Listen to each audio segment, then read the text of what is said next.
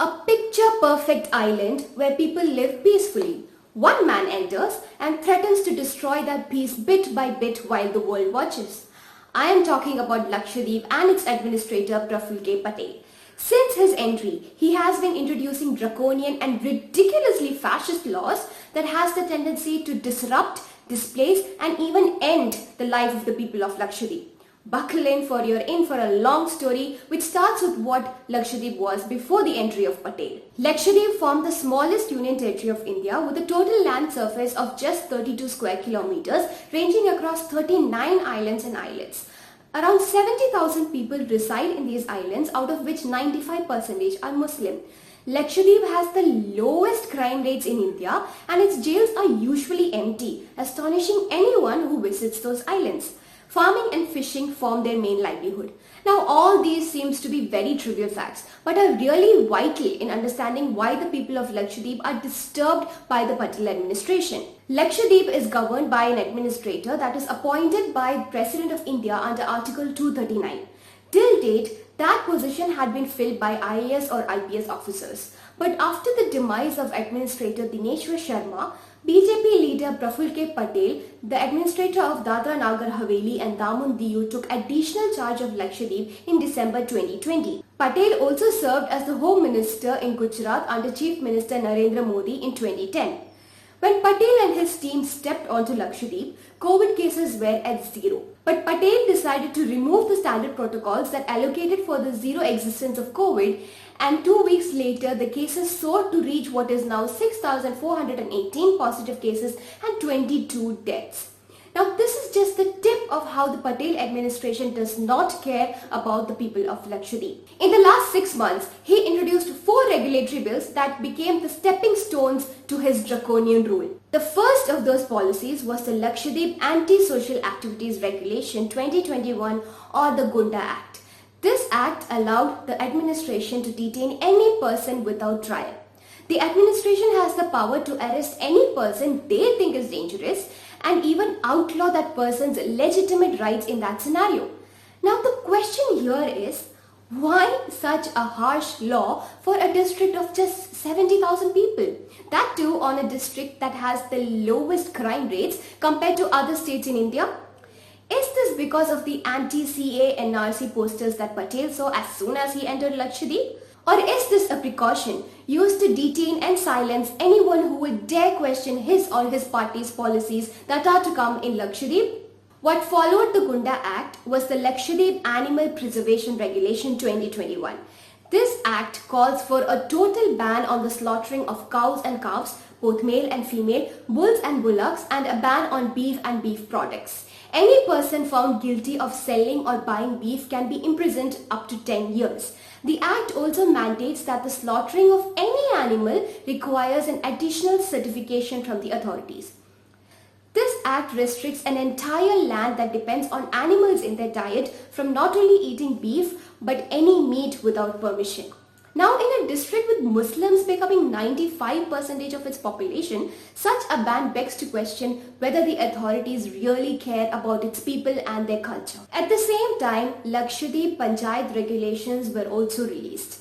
This act not only gave the administrator more powers but also had ridiculous amendments like clause 14, which states that those with more than 2 children cannot contest Panchayat elections. Now, although this seems like a foolish criteria, it clearly tries to do away with the present members of the Panchayat who are against the policies of Patel and clearly directly attacks the cultural sentiments of the community present in Lakshadweep. What this Panchayat regulation does is that it proposes taking away or curtailing of the administrative, political and financial powers of the local self-governments, that is the Panchayats and Gram Sabhas. Now it should be noted that in Lakshadweep, these local self-governments are the only governing bodies that are democratically elected. Now to take away their powers and put it in the hands of a political appointee called the administrator is completely undemocratic. So now establishing that he does not care about the people's sentiment and armed with provisions to lock up any voice of dissent, PrafulKPatel released his masterpiece, the Lakshadweep Development Authorities Regulation. This act gives unchecked power to the administrator to secure any land that belongs to the common people in the name of development and promoting tourism. The authorities can alter, remove, relocate and even directly interfere with the right of an islander in retaining his property. The act also bars any legal proceedings against the government and planning committee and imposes severe punishment on those who oppose the work. It also includes activities like mining and building highways and railways that can disrupt the delicate ecosystems of these tiny islands, its people, their lives and their livelihoods.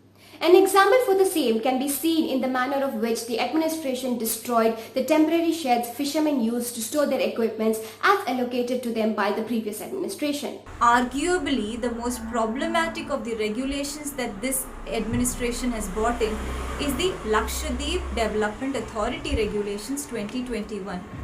This regulation not only legalizes and legitimizes land grab and evictions of the natives, but it also leaves the natives at the complete mercy of the administrator in enjoyment of their private property rights. Under the Patel administration, hundreds of people have lost their jobs. Every day, orders are being released to terminate contractual and casual staffs of different government offices.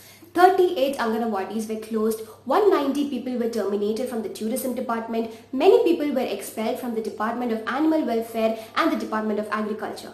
And all this is happening in a pandemic situation. These policies have the potential to force Lakshadweepers to migrate to other places and even degrade the natural ecosystem in place today. PrafulKPatel and his draconian policies are attacking Lakshadweep's culture, its people, their livelihood and their homes. Bit by bit, the picture-perfect Lakshadweep is thus being destroyed by a fascist regime. Now, read together, what all these regulations do is they pave way for a completely undemocratic and dictatorial regime that would harm the very fabric of the peaceful and coherent existence of the natives of the islands. Now, what is the way ahead? The way ahead is that democracy needs to be restored in all administrative processes. Any rules or orders or regulations that is brought about in the name of development and reform needs to be done for the benefit of the people and taking into account the fragile ecosystem of the coral islands of Lakshadweep. Apart from that, what's more important is how the administrator is appointed. We need to go back to appointing serving civil servants as the administrator of Lakshadweep. This is because we do not have a legislative assembly to represent us. So the least the natives of this island can demand is some accountability from the person who is ruling us. When a serving civil servant is appointed as an administrator, he will be accountable for the actions that he does during his tenure.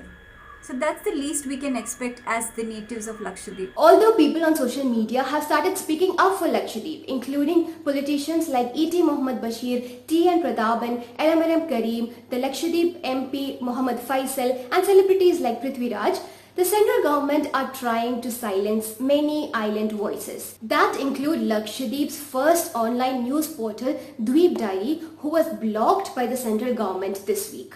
But the people of Lakshadweep are relentless in making sure that their voices are heard and that the mainland of India stands with them in their fight to preserve their lives, their culture and their island.